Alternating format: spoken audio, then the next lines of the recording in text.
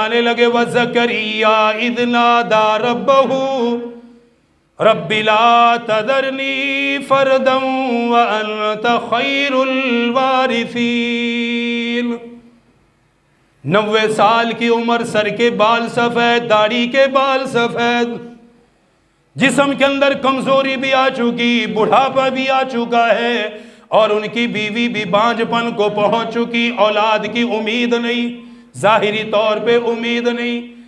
90 سال کی عمر میں ہاتھ اٹھائے، دعا کرنے لگے، میرے پروردگار اولاد کی نعمت عطا فرماؤ، میں اپنا وارث چاہتا ہوں، مجھے وارث عطا فرما جو علوم نبوت کا وارث بنے گا، اس دین کا وارث بنے گا، دین کو آگے پہنچانے کی ذمہ داری اٹھائے گا، آپ کے بندوں تک دین کا پیغام لے کر جائے گا۔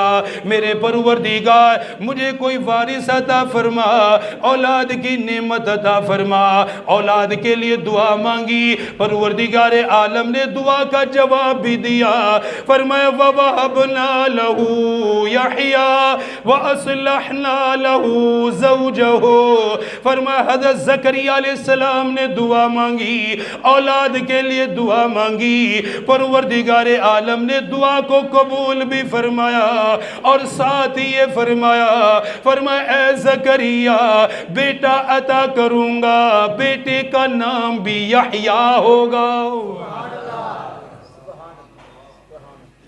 بیٹے کا ذکر بھی فرمایا، بیٹے کا نام بھی اللہ پاک نے خود ہی ذکر فرمایا میرے نبی دعا مانگنے والے، آپ نے دعا مانگی، مجھ سے مانگا، میں بیٹا عطا کروں گا، اور بیٹے کا نام زکریا، بیٹے کا نام یحییٰ علیہ السلام ہوگا۔ پھر ساتھ اللہ پاک نے فرمایا وَوَهَبْنَا لَهُ يَحْيَىٰ وَأَصْلَحْنَا لَهُ زَوْجَهُ۔ فرمایا میرے محبوب اور قرآن پڑھنے والوں، قرآن کی تلاوت کرنے والوں، حضرت زکریا علیہ السلام نے اولاد کے لیے دعا مانگی، فرمایا میں نے بیٹے کی نعمت عطا کی، اس نعمت سے پہلے اس کی بیوی کو اولاد کے قابل کر دیا۔ وَأَصْلَحْنَا لَهُ، یہ جملہ سمجھے، اللہ پاک نے صرف اتنا نہیں فرمایا وَوَهَبْنَا لَهُ يَحْيَىٰ، میں نے ان کو بیٹا یحییٰ عطا کر دیا، حالانکہ اتنا بھی کافی ہے، لیکن ساتھ ہی فرمایا وَأَصْلَحْنَا لَهُ زَوْجَهُ، میں نے ان کی بیوی کو صحت عطا فرمائی، بانجھ پن کے بعد اور دوبارہ سے اولاد کے قابل کیا، اولاد کے قابل بنایا۔ عورت کے جب ایام ختم ہو جاتے ہیں ایک عمر میں جا کر، تو کیا کہتے ہیں اولاد کے قابل نہیں ہے، ابھی ہے، اولاد نہیں ہو سکتی، اس عمر کو ہے۔ پروردگار عالم اس کی صحت بھی بیان فرما رہے، فرمایا وَأَصْلَحْنَا لَهُ زَوْجَهُ، پہلے میں نے ان کی بیوی کو صحت دی، اولاد کے قابل بنایا بڑھاپے کے اندر، پھر فرمایا میں نے بیٹا یحییٰ علیہ السلام عطا کر دیا، صحت بھی دی، قابل بھی کیا، اولاد بھی دی۔ کیوں دی؟ اگلی آیت میں وجہ بتائی، فرمایا اِنَّهُمْ كَانُوا يُسَارِعُونَ فِي الْخَيْرَاتِ وَيَدْعُونَنَا رَغَبًا وَرَهَبًا وَكَانُوا لَنَا خَاشِعِينَ۔ فرمایا ان کی دعا اس لیے قبول ہوئی، ان کی بیوی کو صحت اسی لیے ملی، انہم کانوا یسارعون فی الخیرات، حضرت زکریا علیہ السلام عبادات کے اندر بڑا شوق رکھنے والے تھے، بڑے شوق سے عبادت کرنے والے تھے، عبادت کی طرف بڑی دوڑ کر چلا کرتے تھے، عبادت کے جذبات دل کے اندر رکھا کرتے تھے، عبادت کا شوق ان کے دل کے اندر تھا۔ اللہ پاک نے ان کی عبادت کا ذکر فرمایا، ان کے شوق کا ذکر فرمایا، عبادت میں آگے بڑھنے کا ذکر فرمایا، ان کے لمبے قیام کا ذکر فرمایا، پھر ساتھ یہ بھی ارشاد فرمایا وَيَدْعُونَنَا رَغَبًا وَرَهَبًا، فرمایا انہوں نے بڑی رغبت کے ساتھ مجھ سے دعا مانگی، بڑی یقین کے ساتھ مجھ سے دعا مانگی، بڑے شوق کے ساتھ مجھ سے دعائیں مانگی، جو شوق شوق کے ساتھ دعائیں کرنے والا ہو رب اس کی دعا کو رد نہیں فرماتا، جو جذبے کے ساتھ دعائیں کرنے والا ہو رب اس کی دعا کو رد نہیں فرماتا، جو عبادت کا شوق دل میں رکھنے والا ہو رب اسے کبھی مایوس نہیں کرتا، جو عبادت کے جذبات دل میں رکھتا ہو بڑھاپے میں بھی اللہ اولاد عطا کر دیتا ہے، جس کے اندر اولاد ہو، جس کے اندر عبادت کا جذبہ بڑا ہو رب اسے صحت بھی عطا فرما دیتا ہے۔ حضرت زکریا علیہ السلام کا واقعہ بتایا، اس واقعے کے اندر امت کو سبق یہ دیا، او امت والو عبادت کرنے میں دیر نہ کرنا، جب عبادت کرو گی رب تمہاری حاجات پوری فرمائے گا۔ ان کی دعا ہے، دعا تو ہم ساری بتاتے ہیں، آج تک سنتے بھی ہے کہ دعا مانگی اللہ نے اولاد دی، لیکن دعا کا اگلا حصہ نہیں پڑھتے کہ اللہ نے اس خاص عمر میں بھی کیوں کرم فرمایا۔ باقی تو وہ کسی کا محتاج نہیں ہے، کسی پر کبھی بھی کرم فرما دے اس کی شیان شان ہے، کوئی نہیں پوچھ سکتا، لیکن وہ اپنے بندے کے اعمال اور جذبات بھی دیکھتا ہے۔ فرمایا ان کی اولاد کا ذکر پڑھو، ان کے بیٹے کا ذکر پڑھو، ان کی بیوی کا ذکر پڑھو، لیکن ساتھ ساتھ ان کی عبادت بھی تو دیکھو، عبادت کا شوق بھی تو دیکھو، دعائیں مانگنے کی رغبت اور جذبات بھی تو دیکھو۔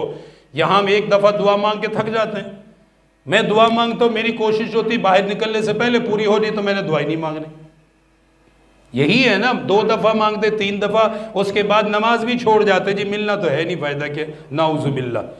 یہ جذبات نہیں ہے، یہ عبادت کی رغبت نہیں ہے، یہ خود غرضی ہے انسان کی، خود غرضی نہ ہو، عبادت کے اندر شوق ہو کہ میرا کام مانگنا ہے، اس کا دینا ہے، میں نے مانگنا ہے، میں نے لینا ہے، میں نے فریاد کرنی ہے، عطا اس نے کرنا ہے۔ ہم اللہ کو اپنا غصہ دکھاتے ہیں کہ نہیں ہوئی تو میں نہیں مانگتا، دعا کی میری قبول نہیں، میں نہیں، بہت سارے لوگ ایسے الفاظ، بہرحال وقت نہیں ہے بات، نا امیدی نہیں ہونی چاہیے، مایوسی نہ ہو، عبادت کا شوق، جذبہ، رغبت دل میں رکھ کے اللہ سے مانگو، اللہ 90 سال کی عمر میں اولاد عطا کرنے پر قادر ہے، جو اولاد عطا کرنے پر قادر ہے وہ دنیا کی ہر نعمت عطا کرنے پر قادر ہے۔ عبادت کا شوق، عبادت کا جذبہ، عبادت کی محبت دل کے اندر ہو۔ حضرت حذیفہ رضی اللہ تعالیٰ عنہ، میرے آقا صلی اللہ علیہ وسلم، یہ تو دیگر انبیاء کی بات ہے، رسولوں کی بات ہے، میں نے صرف 2 کا ذکر کیا، میرے محبوب تو سردار الانبیاء ہیں، امام الانبیاء ہیں، میرے محبوب تو امام الرسول ہے، امام المرسلین ہے۔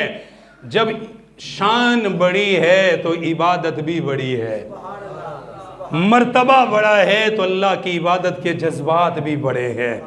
حضرت حذیفہ بن یمان فرماتے ہیں، ایک مرتبہ میں رات کو حضور کی خدمت میں حاضر ہوا تو حضور نماز پڑھ رہے تھے تو میں بھی ساتھ کھڑا ہو گیا نماز کے لیے۔ کتنے خوش نصیب ہیں وہ صحابہ جنہیں میرے آقا کے ساتھ کھڑے ہونے کا موقع ملتا تھا، نماز پڑھنے کا۔ حضرت حذیفہ فرماتے میں کھڑا ہو گیا ساتھ، رات کی نماز غالباً تہجد کی، حضور کھڑے ہیں تو جب آپ کے ساتھ کوئی کھڑا ہوتا تو آپ قرات کے ساتھ تلاوت کرتے تاکہ ساتھ والا بھی سن لے۔ نوافل کے اندر بلند آواز سے قرات کرنا جائز ہے، رات کی میں کر سکتا ہے بندہ، خاص طور پہ قرآن یاد کرنے والے کر سکتے، کرنی چاہیے۔ باقی انفرادی طور پہ نماز پڑھے تو پھر قرات آہستہ، پھر بلند آواز سے نہیں۔ آپ کے ساتھ حضرت حذیفہ کھڑے ہیں، آپ تہجد کی نماز پڑھ رہے، امام المرسلین ہیں، نبیوں کے نبی ہیں، تو حضرت حذیفہ نے بھی شوق میں نیت باندھ لی ساتھ ہی کہ میں بھی ساتھ پڑھتا ہوں۔ جب نماز شروع ہوئی تو حضرت حذیفہ فرماتے ہیں کہ میرے آقا نے سورۃ الفاتحہ کے بعد سورہ بقرہ شروع فرما دی۔ اب جب سورۃ البقرہ شروع فرمائی تو فرماتے ہیں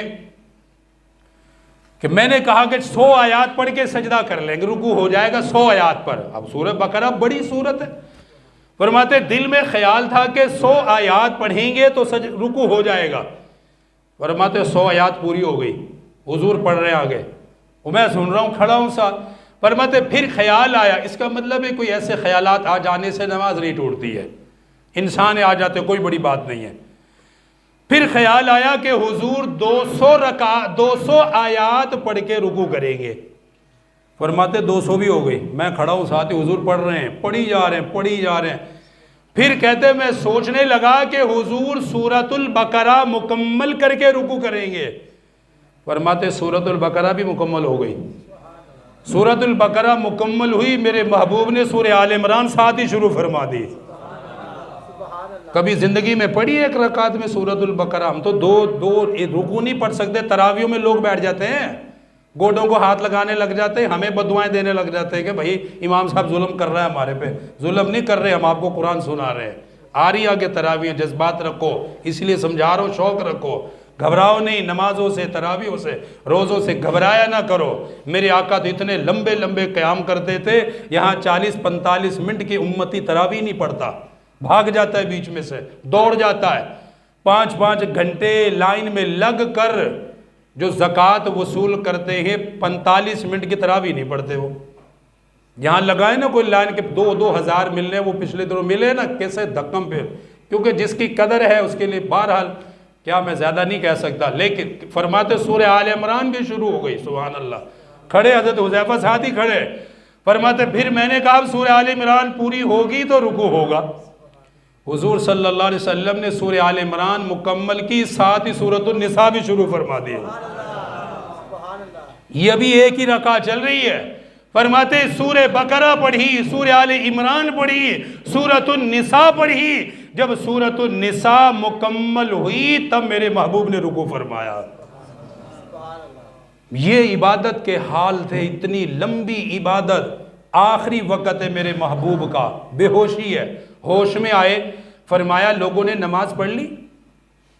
اولاد کا نہیں پوچھ رہے، ہوش میں آ رہے، آخری لمحات ہیں. فرماتے لوگوں نے نماز پڑھ لی؟ عرض کی گیا حل ینتظرونک یا رسول اللہ، یا رسول اللہ صفیں بنی ہوئی آپ کا انتظار ہو رہا ہے. یہ جواب ملا، میرے آقا پھر بے ہوش ہو گئے. تھوڑی سی پھر پانی ڈالا، غسل کیا، تھوڑا سا افاقہ ہوا، پٹیاں کی، ہوش میں آئے. پھر فرمایا لوگوں نے نماز پڑھ لی؟ یا رسول اللہ انتظار کر رہے، صفیں بنی ہوئی ہیں. میرے آقا پھر بے ہوش ہو گئے، غشی طاری ہو گئی. پھر افاقہ ہوا. فرمایا نماز 3 مرتبہ پوچھا، یا رسول